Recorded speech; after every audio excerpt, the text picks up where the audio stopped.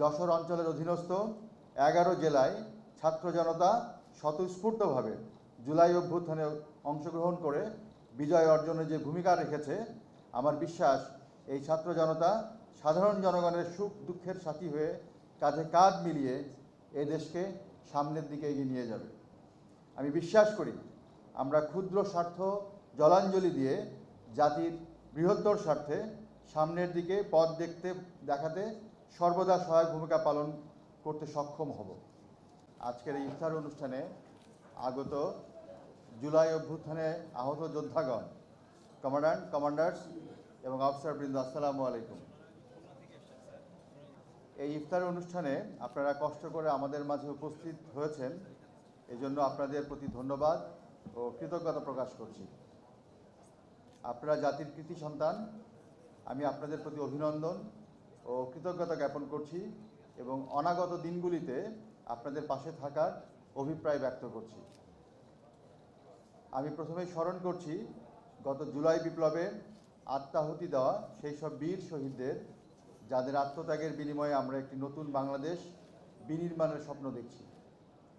মহান রব্বুল আলামিনের কাছে আমি তাদের রুহের মাগফিরাত কামনা করছি। একই সাথে আমি শ্রদ্ধা জ্ঞাপন করছি জুলাই বিপ্লবের সকল আহতদের প্রতি।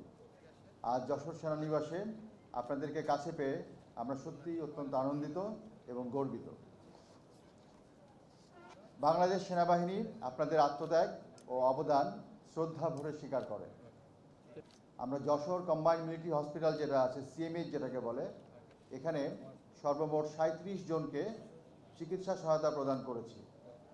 ভবিষ্যতের দিনগুলিতেও সকল আহতদের জন্য আমাদের এই চিকিৎসা সেবা অব্যাহত থাকবে। আপনাদের এই সেবা দিতে পেরে যশোর সেনানিবাসের সকল সদস্য গর্ববোধ করে। জুলাই অভ্যুত্থান বাংলাদেশের মানুষের দৃঢ়তা, সাহস ও আত্মত্যাগের প্রতীক।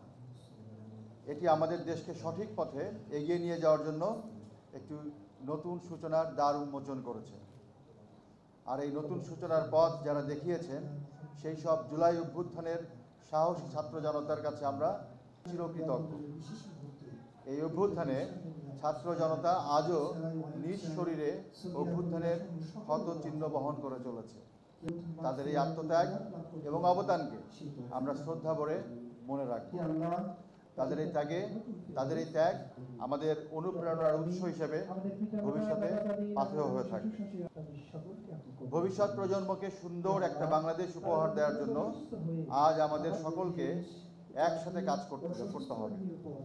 যশোর অঞ্চলের অধীনস্থ 11 জেলায় ছাত্র জনতা স্বতঃস্ফূর্তভাবে জুলাই অভ্যুত্থানে অংশগ্রহণ করে বিজয় অর্জনে যে ভূমিকা রেখেছে, আমার বিশ্বাস এই ছাত্র জনতা সাধারণ জনগণের সুখ দুঃখের সাথী হয়ে কাঁধে কাঁধ মিলিয়ে এই দেশকে সামনের দিকে এগিয়ে নিয়ে যাবে।